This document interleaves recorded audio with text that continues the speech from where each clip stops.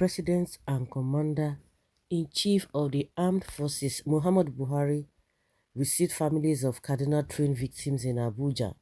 Recall that on March 28, ISWAP terrorists attacked an Abuja Kaduna train, killing some passengers and abducting scores. The terrorists have since been releasing some of the abducted victims in batches after their family members raised some ransom to secure their release, while some of them are still in the kidnappers' den. Okay. The representatives of the families of the abducted train passengers told Buhari that they do not have the amount of money the terrorists told them to bring before their loved ones can be released, and told the president to come to their rescue.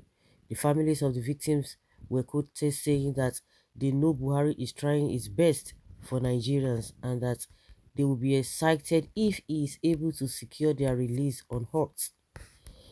In his part, Buhari assured them that those still in captivity will soon reunite with their family members.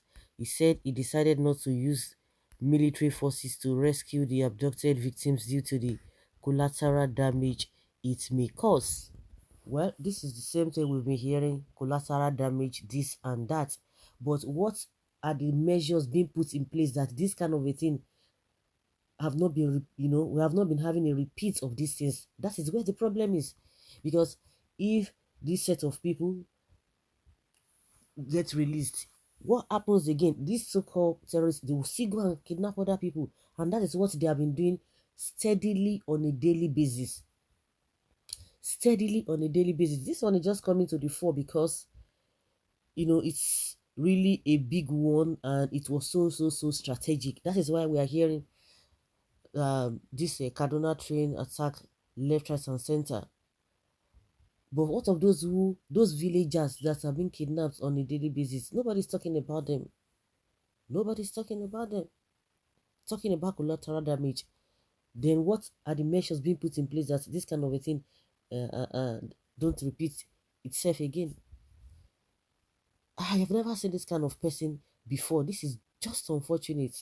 Somebody, from the beginning, it was addressed as the commander-in-chief of whatever. A lot of people had hopes that this man, being a retired military person, he will be able to do justice to this whole thing. And he promised Nigerians that within 6 months of his coming in as the president, that this issue of insecurity will be a thing of the past.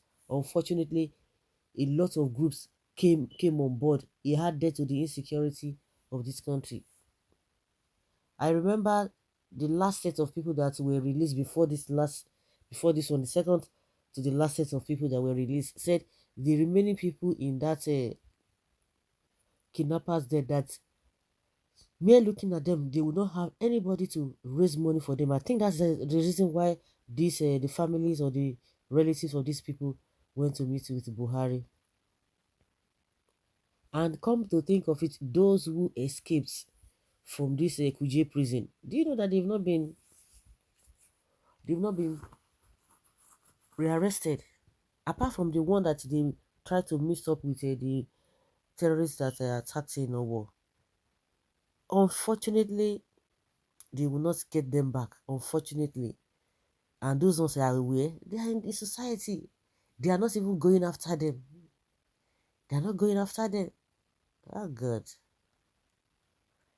Buhari is just full of promises every day. Keeps on promising and nothing. He's just there deceiving people. He's doing nothing. And come to think of it, almost all the people that were rescued, that got their freedom from these bandits, paid their money themselves. They paid the ransom themselves.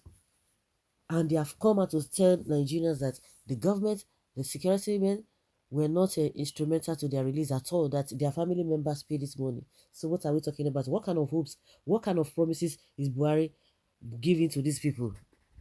It seems that you don't even understand what the president was saying. He said he can't even use the military forces on the terrorists after they kidnapped them because it may hurt or lend to the death of the people they kidnapped. Just listen to yourself, Mr. Interpreter. How many have they done before? Baba, we know already. How can you use military power on your babies? but same military power can be used in the southeast. Hypocrites just continue. Lame excuses. APC federal government use unrestrained military forces against Niger Delta, IPOP, ESN militants, and NSAS protesters, all in the south. After all, the blood of the northern terrorists is thicker than the water. Thicker than the water. And exactly, hypocrisy, empty promises. Empty promises. It is highly disheartening to see some people clamoring for APC come 2023 election. Only a mad person will vote for APC in 2023 presidential election. We don't even want continuation of terrorist governments, as enough is really enough. This Buhari no get shame. He no get shame at all. When do you start using military on your children? It's good to use military forces on Igbo people because they are the problem of Nigeria. Yes, they see those who are agitating the secessionists are the problems of Nigeria, because that is the only time you will see Buhari or you hear Buhari talk with passion, talk with anger, talk with emotion, because you don't want a division of Nigeria. If you don't want Nigeria to divide, you know the right thing to do. You can't beat a child and expect the child not to cry. No, no, no, it doesn't happen. It does not happen. Do the needful. Let there be peace everywhere. I don't know why these people just hate the truth. They hate peace. Because I see no reason. They will tell you that they love Nigeria, they want Nigeria. It's a lie. See all the things that Buhari is doing, taking Nigeria money to go and develop a Niger Republic. See the issue of a motor that was bought for the Niger Republic. They know that Nigeria will just talk and it will end there.